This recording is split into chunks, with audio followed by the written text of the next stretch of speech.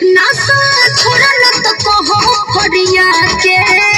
गिरिया लइकन के अपन दुखा के ए भोला जी सुनी ना नासा छोड़ा न तो कहो हरिया के गिरिया लइकन के अपन दुखा के ना तो भंगिया से कबहू न टूटी मेहरा रू भोले टूटी गौरा ना तो भंगिया से कबहू न टूटी मेहरा रू भोले छूटी गौरा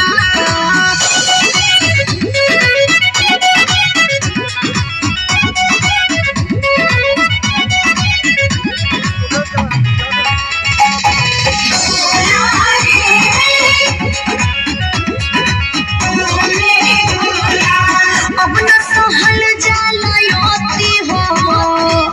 रोवेले तोहर पार्वती हो गिरिया झूठे नहीं खाइब हो चाहत के भी न छोड़ पाइब हो हमार जिंदगी तू कइलो वीरान हो दुनू बबुआ के कइलो न धयान हो इहे हटे हमर जड़ी और बूटी मेहरा रू भोले छूटी गौरा ना त भंगिया से कबहू न टूटी मेहरा रू भोले छूटी गौरा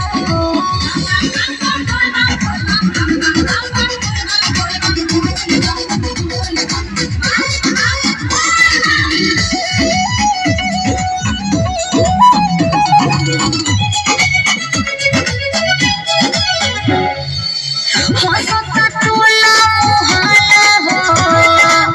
करनी के सगरे बहाला हो भंगना मिली नहीं जियब हो सुतब ना जबले गंजा पियब हो करे नहीं रही अब पास हो रहो अपने अबोरी कैलाश हो